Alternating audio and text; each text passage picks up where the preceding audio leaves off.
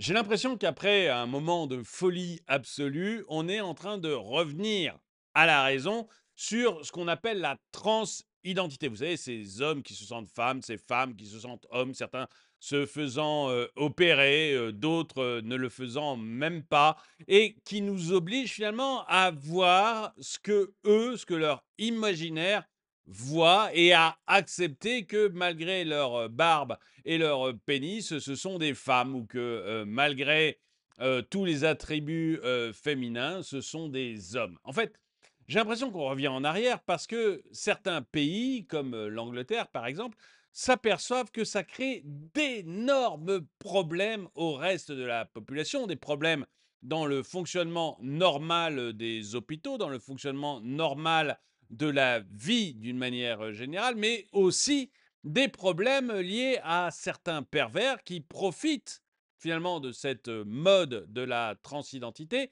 pour assouvir leur perversion, ou encore à certains jeunes qui, un peu perdus, eh bien, se mettent à prendre des pilules, des hormones, à faire des actes de chirurgie complètement irréversibles et qui foutent leur vie en l'air parce que on a finalement très peu de recul sur le long terme pour l'utilisation de tous ces médicaments. Bref, la transidentité devient un véritable problème dans certains pays et heureusement, ils ont décidé de rentrer réellement dans la raison. Bonjour et bienvenue dans cette nouvelle vidéo de DME en direct. Comme toujours, si vous n'êtes pas abonné, je vous suggère de le faire et de cliquer sur la cloche pour être prévenu lorsque je sors une nouvelle vidéo. Alors, ça y est, on a enfin des organismes sérieux qui disent, attendez, il faut revenir à la raison, il faut arrêter tout ce délire, il faut revenir à la raison pour des choses simples et éviter plein de dérives que l'on peut voir. Finalement, je pense qu'à terme, il n'y aura plus qu'à l'Eurovision qu'on aura encore, et parmi les artistes, qu'on aura encore ce genre de dérive. C'est bon. Excusez-moi, mais pour préparer cette vidéo, j'ai regardé rapidement quelques images de l'Eurovision. Et je ne sais pas si vous vous rappelez de cette de Conchita, je me rappelle pas son nom de famille, Conchita quelque chose, qui était cette femme à barbe qui a gagné l'Eurovision. Il y a quelques années, on a eu aussi chez nous, c'était voilà, c'était lui, là, Bilal, qui ne sait pas trop s'il est un homme ou une femme, je crois. On a eu une sorcière que vous voyez là en bas à droite. Alors, j'ai une sorcière, c'est pas un jugement de valeur, c'est que s'identifie à une sorcière, c'était la représentante de l'Irlande. Et puis, vous avez le gagnant de cette année. Le gagnant de cette année, qui lui s'identifie comme, comme non-homme et non-femme, hein. Il est non-binaire, donc il est homme quand ça l'arrange et femme quand ça l'arrange. Et vous voyez, un homme en jupette, on dirait une crevette dans un resto, sur l'assiette d'un resto japonais, non? On dirait une crevette dans l'assiette d'un resto japonais. Et en plus, alors il a trouvé un super nom, c'est Nemo. Donc Nemo pour une crevette, c'est vraiment impeccable. Donc voilà, j'arrive plus à me retirer de la tête cette image de crevette dans un plat d'un resto japonais, mais c'est vraiment, vraiment ça. Quand on le voyait tourner, on se disait, bah, c'est vraiment ça, quoi. Mais peu importe.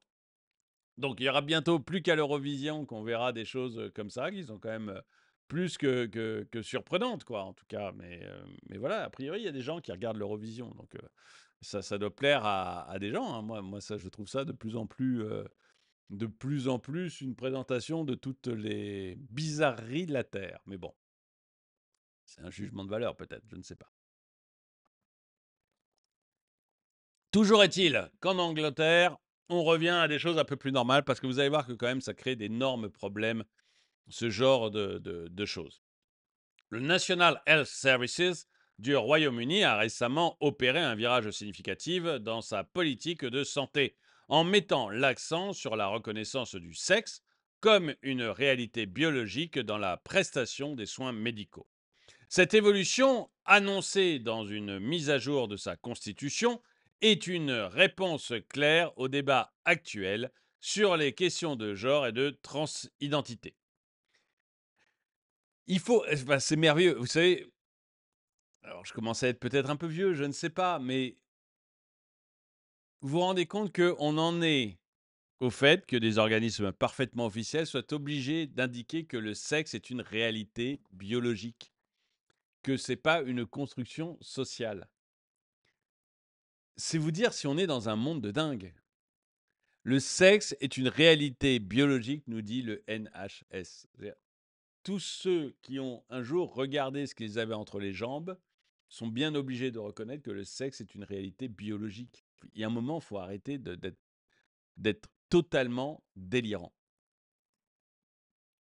Cette mise à jour du NHS a défini le sexe comme une réalité biologique, un point de vue qui a été salué par ceux qui s'opposent aux idéologies de genre. Cette définition, bien que simple en apparence, revêt une importance particulière dans le contexte actuel de débat sur l'identité de genre. Il reconnaît le sexe biologique comme un facteur déterminant dans les soins médicaux, une perspective qui revêt une importance particulière dans les décisions de traitement et la fourniture de soins appropriés aux patients. Vous savez que j'ai entendu parler, excusez-moi, j'ai entendu parler, je ne sais pas si c'est vrai, donc je vous le dis comme ça, mais j'ai entendu parler d'une femme biologique qui se sentait homme, qui est allée chez son gynéco et enfin qui était à l'hôpital. Et on l'a auscultée, on lui a dit bah, vous êtes enceinte. Elle dit mais c'est pas possible, je me sens homme. Et le gynéco, le médecin, a essayé quand même de parlementer et d'expliquer que le fait de se sentir homme ne faisait pas qu'on ne tombait pas enceinte. C'était pas la façon dont vous vous sentez c'est le réel qui fait que ça marche ou pas. Et, donc, il a parlementé et vraiment, le transgenre, enfin le transgenre, c'est juste une femme qui se sentait homme, hein, c'était pas il y avait pas d'opération, il y avait rien.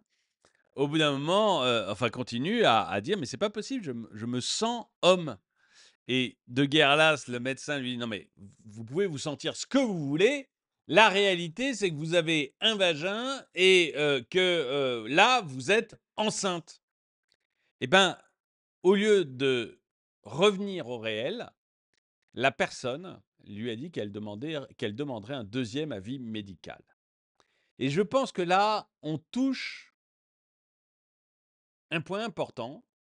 C'est-à-dire que cette personne-là, ce n'est pas, un avis médical qu'il lui faut, c'est un avis psychiatrique.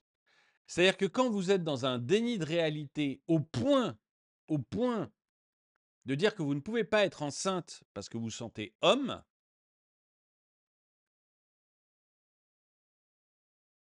votre cas relève alors, à mon avis, plus de la psychiatrie que de la médecine. Enfin, la psychiatrie est une branche de la médecine, mais vous voyez ce que je veux dire? Parce qu'on ne peut plus rien pour vous, en fait. Et je crois que là, effectivement, quand on atteint des cas comme celui-là, on devrait plus, s'orienter enfin, c'est pas rendre, service à la personne que d'aller dans le sens de sa maladie, en fait. C'est pas lui rendre service parce que finalement, cette personne se retrouve enceinte.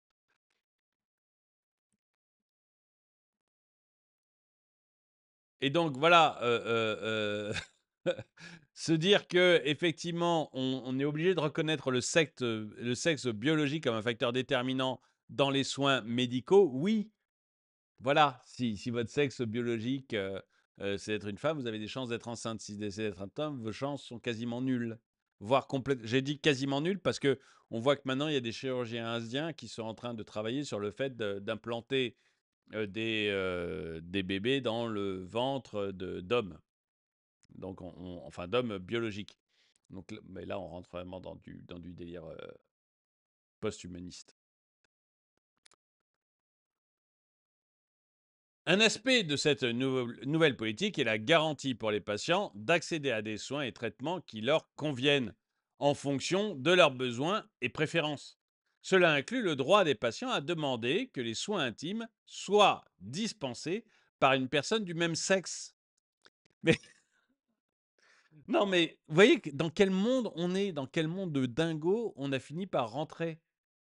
Bien sûr que vos soins intimes doivent être dispensés par quelqu'un du même sexe et pas par un homme qui se sent femme ou par une femme qui se sent homme, voire par un pervers qui se dit: «Tiens, moi j'aime bien faire des toilettes, des femmes, leur toucher les seins, leur toucher leurs parties intimes. Je vais dire que je me sens femme. Comme ça, je vais pouvoir aller tripoter toutes les femmes que je veux». Vous voyez, on n'en est pas là. Moi, il y a un cas qui me marque, il y a un cas qui me marque, c'est, à l'université. Vous avez dans les universités françaises, hein, les toilettes dans certaines universités françaises, je ne sais pas si c'est toutes, mais moi j'ai des témoignages directs, donc je sais sur certaines, les toilettes sont devenues mixtes. C'est-à-dire qu'il n'y a plus de toilettes hommes, il n'y a plus de toilettes femmes. Vous avez mais à cause de l'inclusivité, hein, pour que les trans ne se sentent les hommes qui se sentent femmes ne se sentent pas rejetés. Et du coup, ils peuvent aller dans des toilettes femmes. Eh bien, je vous assure qu'il y a beaucoup de femmes qui se retiennent maintenant d'aller aux toilettes. En se disant, mais quand j'y vais, c'est un témoignage direct, hein, donc vraiment, je peux en parler. Quand je vais aux toilettes, j'ai peur de tomber sur un mec. Et j'ai aucune envie de tomber sur un mec quand je vais aux toilettes, me disait une fille. Pour ne pas exclure un tout petit pourcentage extrêmement faible de personnes, on est en train, en fait, de gêner l'immense majorité. Et les premières qui payent ça, en fait, ce sont les femmes. Parce que moi, quand je vais aux toilettes des hommes, je vais vous dire, s'il y a une femme, j'en ai rien à faire, quoi. Je m'en fous complètement. Donc, et je pense que la plupart des mecs s'en foutent complètement. Les pervers doivent même apprécier ce genre de choses. Donc, vous voyez, nous, on s'en fout, mais les premières à être gênées par ce genre de choses, ce sont les femmes. Et donc, tout ça pour, tout ça pour ne pas exclure vraiment un pourcentage extrêmement minime d'hommes qui se sentent femmes. À ce pourcentage se rajoute un nombre de pervers énorme qui se dit: «Tiens, c'est sympa ça de pouvoir aller dans les toilettes des filles, j'aimerais voir ce qui s'y passe».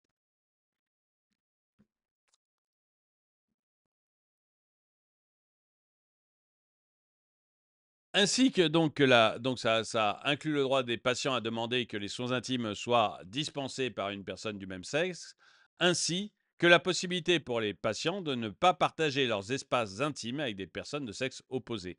C'est l'exemple que je vous donnais sur les toilettes. La Mais est-ce que c'est pas le minimum quand je vais aux toilettes, c'est-à-dire je ne veux pas partager ça avec des gens de l'autre sexe? Est-ce que c'est pas le minimum? Cette mesure vise à assurer l'intimité, la dignité et la sécurité des patients en reconnaissant et en respectant le sexe biologique. En adoptant cette approche, le NHS réaffirme l'importance. Ah, excusez-moi, j'ai pas dit qui m'avait envoyé cet article, excusez-moi. Donc, je veux remercier Angelo pour m'avoir envoyé cet article. Vous savez que quand vous voulez que je traite un article, vous pouvez me l'envoyer par mail et j'essaie de le traiter. Et là, c'est Angelo qui me l'avait envoyé. En adoptant cette approche, le NHS réaffirme l'importance du sexe biologique dans la prestation des soins de santé, tout en évitant des formulations artificielles qui pourraient obscurcir cette réalité.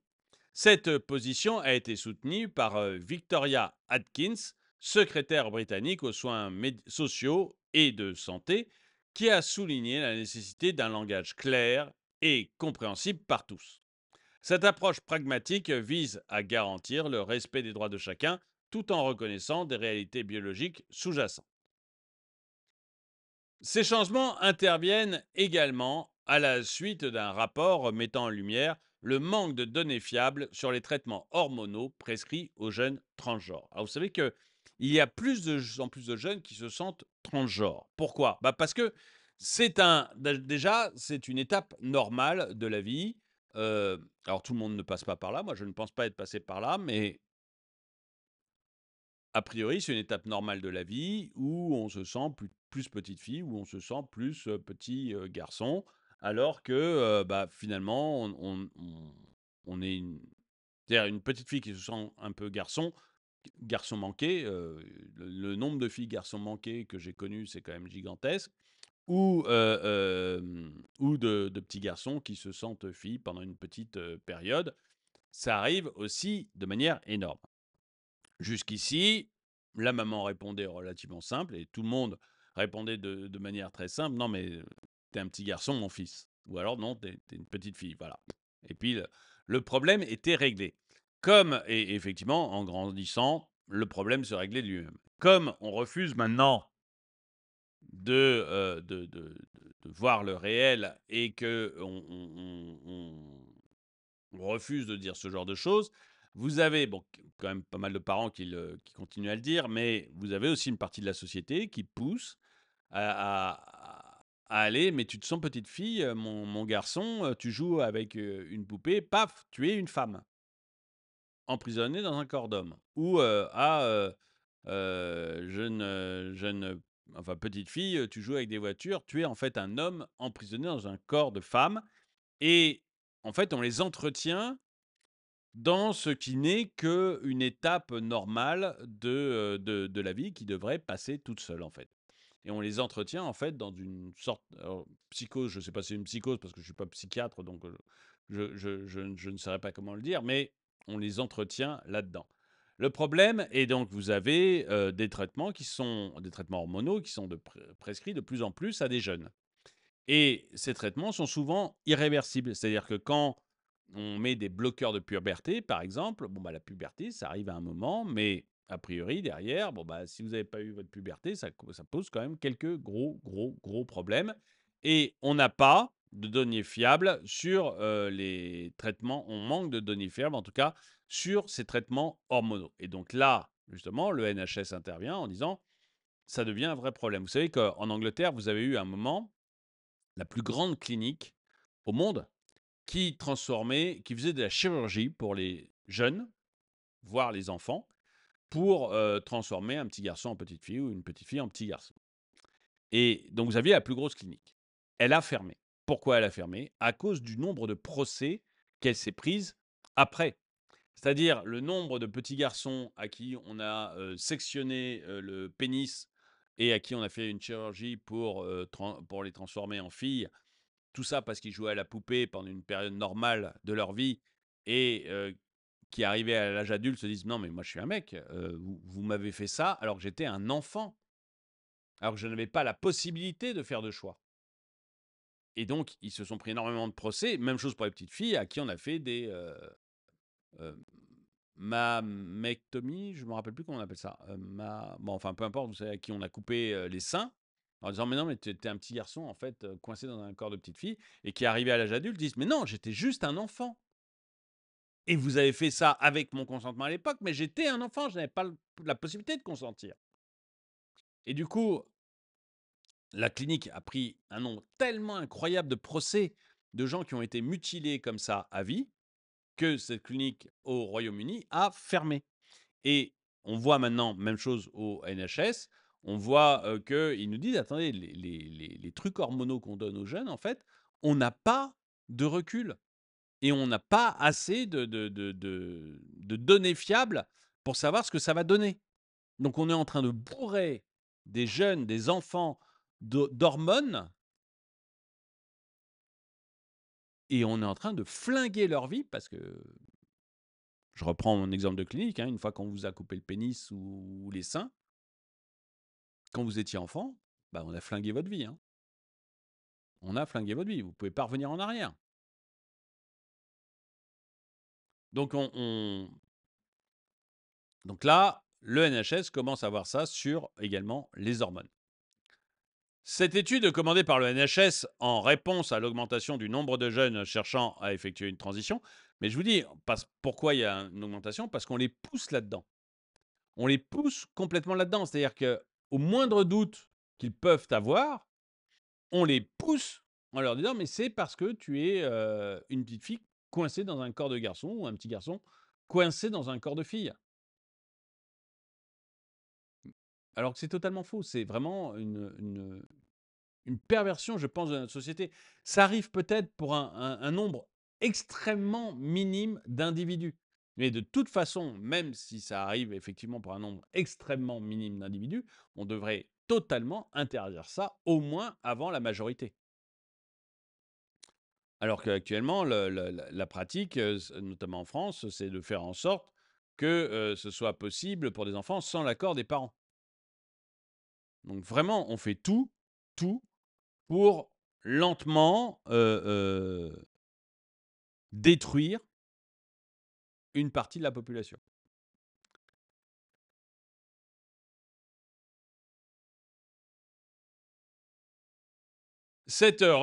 Alors, pardon.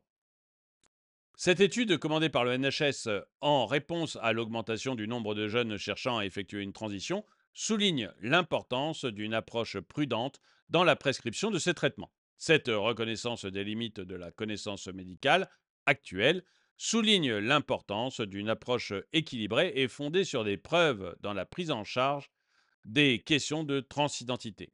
En conclusion, le virage opéré par le NHS du Royaume-Uni marque une reconnaissance de la réalité biologique du sexe dans la prestation de soins de santé. Cette approche vise à garantir On revient mais vraiment à la base, quoi. Je veux dire, ça paraît tellement évident. On ne comprend même pas comment on a pu se laisser embarquer dans quelque chose de différent. Moi, ça me paraît complètement dingue. Dites-moi dans les commentaires, hein, si vous êtes d'accord avec moi, mais moi, ça me paraît complètement dingue qu'on se soit laissé embarquer dans une direction différente. Cette approche vise à garantir l'intimité, la dignité et la sécurité des patients tout en reconnaissant les défis et les limites de la connaissance médicale actuelle dans la prise en charge des questions de transidentité. Comme je ne veux pas me faire bannir de YouTube, je ne vais pas vous dire ce que j'en pense réellement de cette histoire de transidentité, mais vous avez peut-être compris le fond de ma pensée. J'aimerais savoir ce que vous en pensez. Est-ce qu'il faut qu'on se mette à suivre ce que fait maintenant le NHS et ce vers quoi semble vouloir s'orienter le Royaume-Uni, c'est-à-dire un retour à la réalité biologique, ou est-ce qu'on a raison euh, en France notamment, de pousser de plus en plus ces histoires de transgenre, de pousser de plus en plus vers le fait que un homme peut être une femme peut être un homme, et qu'un jeune enfant de 14-15 ans est capable de décider, sans l'avis de ses parents, si il doit ou non subir des chirurgies importantes pour changer de sexe. Dites-moi ce que vous en pensez dans les commentaires. En tout cas, merci d'avoir regardé cette vidéo. Mettez-lui un pouce vers le haut, commentez-la, partagez-la. Merci à tous ceux qui soutiennent la chaîne. Et moi, je vous dis à très bientôt.